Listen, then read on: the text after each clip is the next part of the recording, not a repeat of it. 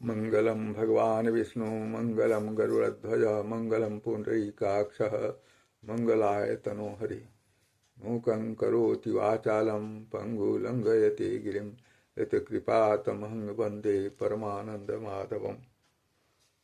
प्रिय भगवत भक्तों,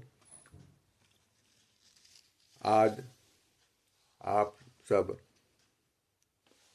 श्रीमद् भगवद गीता का 15वां अध्याय सुनेंगे अर्थ सहित। इसका एक नाम पुरुषोत्तम योग नामक अध्याय भी है। इसकी बड़ी महिमा कही गई है। ध्यान से सुने, श्रद्धा पूर्वक सुने, भगवत कृपा होगी।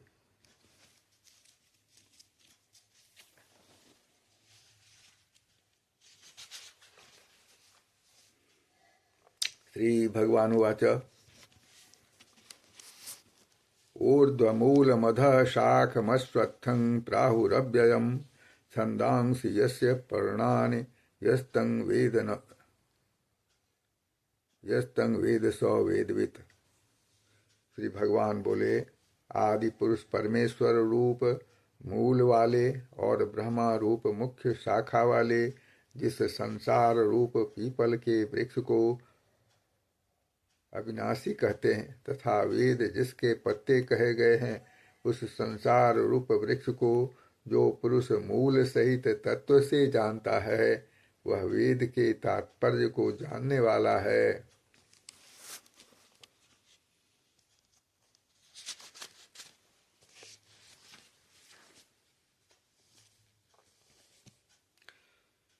अधश्चोर्ध्वं प्रसृतास्तस्य शाखा गुण प्रवृद्धा विषय प्रबालाः अधश्च मूलान्यनुसन्ततानि कर्मानुबन्धीनि मनुष्यलोके। उस संसार वृक्ष की तीनों गुणों रूप जल के द्वारा बढ़ी हुई एवं विषय भोग रूप कोपलों वाली देव, मनुष्य और तिर्यक आदि योनि रूप शाखाएं नीचे और ऊपर सर्वत्र फैली हुई हैं तथा मनुष्य लोक में कर्मों के अनुसार बांधने वाली अहंता, ममता और वासना रूप जड़ें भी नीचे और ऊपर सभी लोकों में व्याप्त हो रही हैं।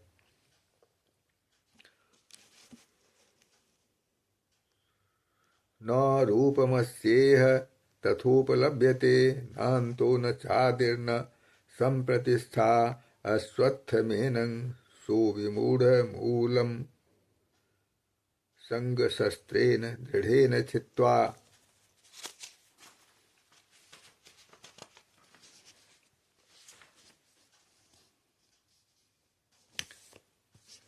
ततः पदं तत्परिमार्गितव्यं यस्मिन् गता न निवर्तन्ति भूयः तमेव चाद्यं पुरुषं प्रपद्ये यतः प्रवृत्ति प्रसृता पुराणी।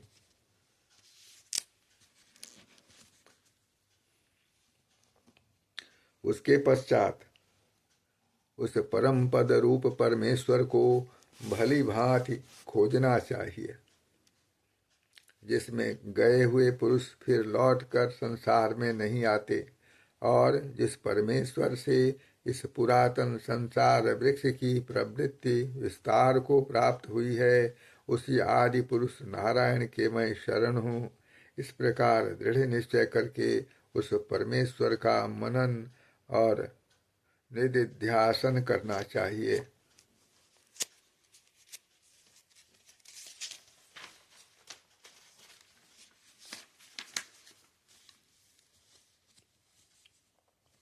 निर्माण मोहाजित संग दोषा अध्यात्म नित्या विनिवृत्त कामा द्वंद्वैर्विमुक्ता सुख दुख संगैर्गच्छन्त्य मूढ़ा पदमव्ययं यत। जिनका मान और मोह नष्ट हो गया है, जिन्होंने आसक्ति रूप दोष को जीत लिया है, जिनकी परमात्मा के स्वरूप में नित्य स्थिति है और जिनकी कामनाएं पूर्ण रूप से नष्ट हो गई हैं, वे सुख दुख नामक द्वंद्वों से विमूढ़ सुख दुख नामक द्वंद्वों से विमुक्त ज्ञानी जन उस अविनाशी परम पद को प्राप्त होते हैं। इसे मैं दोबारा कहूँगा, त्रुटि के लिए क्षमा करें। जिनका मान और मोह नष्ट हो गया है, जिन्होंने आसक्ति रूप दोष को जीत लिया है, जिनकी परमात्मा के स्वरूप में नित्य स्थिति है और जिनकी कामनाएं पूर्ण रूप से नष्ट हो गई हैं, वे सुख दुख नामक द्वंद्वों से विमुक्त ज्ञानी जन उस अविनाशी परम पद को प्राप्त होते हैं। न तद्भासयते सूर्यो न शशांको न पावकः यद् गत्वा न निवर्तन्ते तद्धाम परमं मम।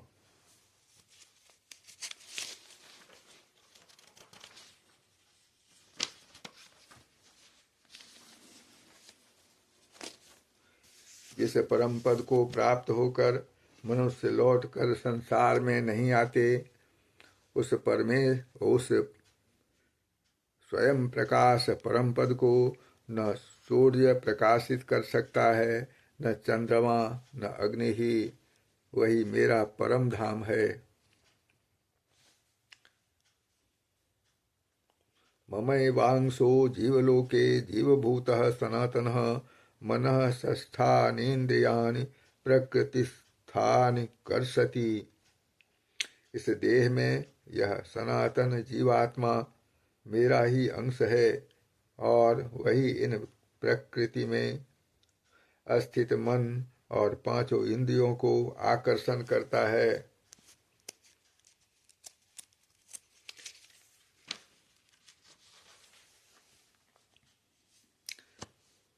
8वां श्लोक सुने।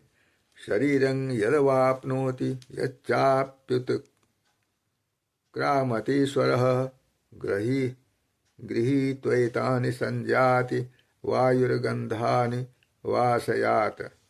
वायु गंध के स्थान से गंध को जैसे ग्रहण करके ले जाता है, वैसे ही देह आदि का स्वामी जीवात्मा भी जिस शरीर का त्याग करता है, उससे इन मन सहित इंद्रियों को ग्रहण करके फिर जिस शरीर को प्राप्त होता है उसमें जाता है।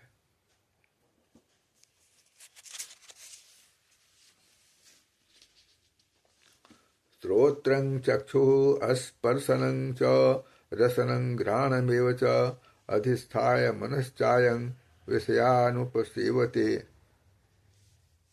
यह जीवात्मा श्रोत्र, चक्षु और त्वचा को तथा रसना, घ्राण और मन को आश्रय करके अर्थात इन सब के सहारे से ही विषयों का सेवन करता है।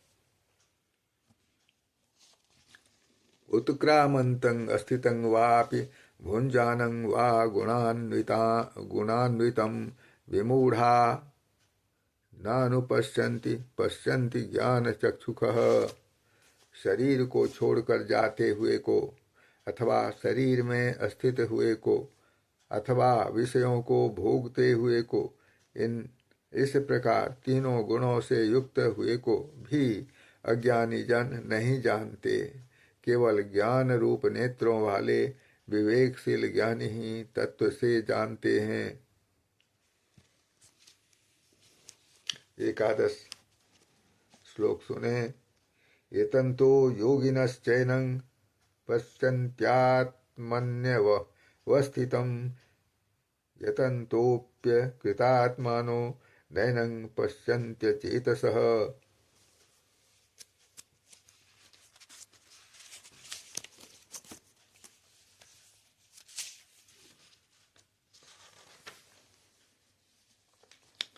यत्न करने वाले योगी जन भी अपने हृदय में स्थित इस आत्मा को तत्व से जानते हैं, किंतु जिन्होंने अपने अंतःकरण को शुद्ध नहीं किया है, ऐसे अज्ञानी जन तो यत्न करते रहने पर भी इस आत्मा को नहीं जानते।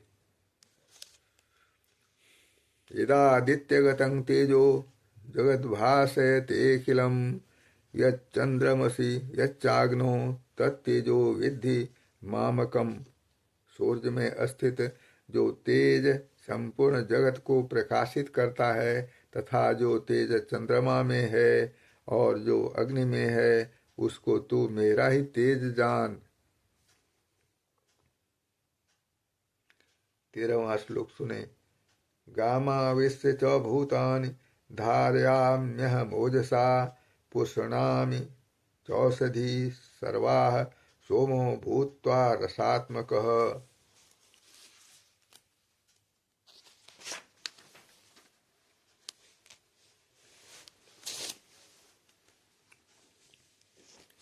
और मैं ही पृथ्वी में प्रवेश करके अपनी शक्ति से सब भूतों को धारण करता हूँ और रस स्वरूप अर्थात अमृतमय चंद्रमा होकर संपूर्ण औषधियों को अर्थात वनस्पतियों को पुष्ट करता हूँ। अहं वैश्वानरो भूत्वा प्राणिनां देहमाश्रितः प्राणापान समायुक्तः पचाम्यन्नं चतुर्विधम्। मैं ही सब प्राणियों के शरीर में स्थित रहने वाला प्राण और अपान से संयुक्त वैश्वानर अग्नि रूप होकर 4 प्रकार के अन्न को पचाता हूँ।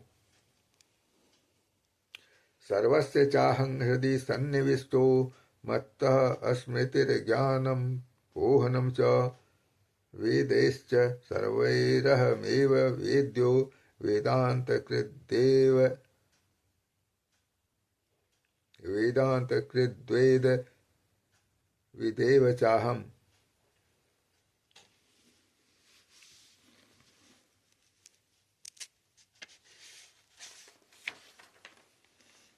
मैं ही सब प्राणियों के हृदय में अंतर्यामी रूप से स्थित हूँ तथा मुझसे ही स्मृति ज्ञान और अपोहन होता है और सब वेदों द्वारा मैं ही जानने योग्य हूँ तथा वेदांत का कर्ता और वेदों को जानने वाला भी मैं ही हूँ। द्वाविमौ पुरुषौ लोके अक्षरश्चाक्षर एव च क्षरः सर्वाणि भूतानि कूटस्थोक्षर उच्यते। इस संसार में नाशवान और अविनाशी भी ये 2 प्रकार के पुरुष हैं। इनमें संपूर्ण भूत प्राणियों के शरीर तो नाशवान और जीवात्मा अविनाशी कहा जाता है।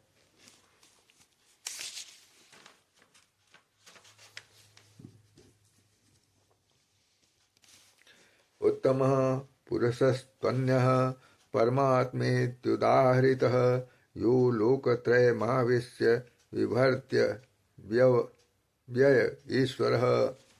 पुनः कहता हूँ, उत्तमः पुरुषस्त्वन्यः परमात्मेत्युदाहृतः यो लोकत्रयम् आविश्य विभर्त्य व्यय ईश्वरः।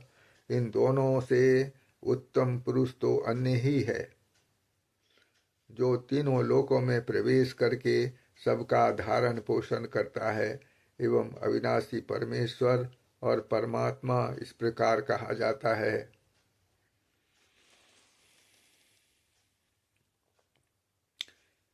यस्मात् अक्षरम् अतीतोऽहमक्षरादपि चोत्तमः अतोऽस्मि लोके वेदे च प्रार्थितः।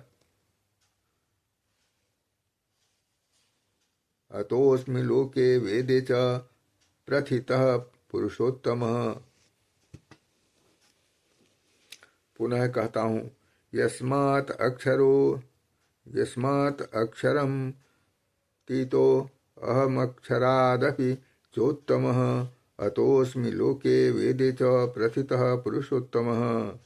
क्योंकि मैं नाशवान जड़ वर्ग क्षेत्र से तो सर्वथा अतीत हूँ और अविनाशी जीवात्मा से भी उत्तम हूँ, इसलिए लोक में और वेद में भी पुरुषोत्तम नाम से प्रसिद्ध हूँ।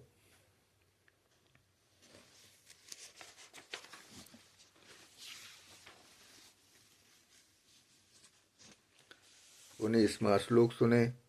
यो मामेव सम्मूढ़ो जानाति पुरुषोत्तमं स सर्वविद् भजति मां सर्वभावेन भारत। हे भारत, जो ज्ञानी पुरुष मुझको इस प्रकार तत्व से पुरुषोत्तम जानता है, वह सर्वज्ञ पुरुष सब प्रकार से निरंतर मुझ वासुदेव परमेश्वर को ही भजता है। जो ज्ञानी पुरुष मुझको इस प्रकार तत्व से पुरुषोत्तम जानता है, वह सर्वज्ञ पुरुष सब प्रकार से निरंतर मुझ वासुदेव परमेश्वर को ही भजता है। अब 20वां श्लोक, जो अंतिम श्लोक है इस अध्याय का, उसे सुने। इति गुह्यतमं शास्त्र मिदमुक्तं मया नघ एतद् बुद्ध्वा बुद्धिमान् स्यात् कृतकृत्यश्च भारत। हे निष्पाप अर्जुन, इस प्रकार यह अति रहस्य युक्त गोपनीय शास्त्र मेरे द्वारा कहा गया। इसको तत्व से जानकर मनुष्य ज्ञानवान और कृतार्थ हो जाता है।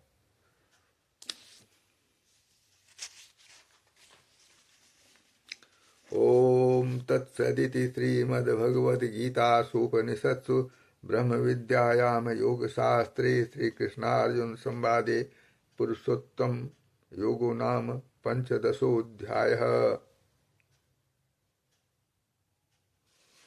गीता गंगा च गायत्री सीता सत्या सरस्वती ब्रह्म विद्या ब्रह्मवल्ली त्रिसंध्या मुक्ति गेहिनी अर्धमात्रा चिदानंदा भवग्नि भयनाशिनी वेदत्रयी परानंता तत्वार्थ ज्ञान मंजरी। ओम तत्सत। हरि ओम तत्सत। हरि ओम तत्सत। ये भगवत भक्तों, आपने आज श्रीमद् भगवद गीता का 15वां अध्याय सप्रेम सुना। आपको मेरा पुनः पुनः प्रणाम। ईश्वर की कृपा ऐसे ही बरसती रहे आप सब पर।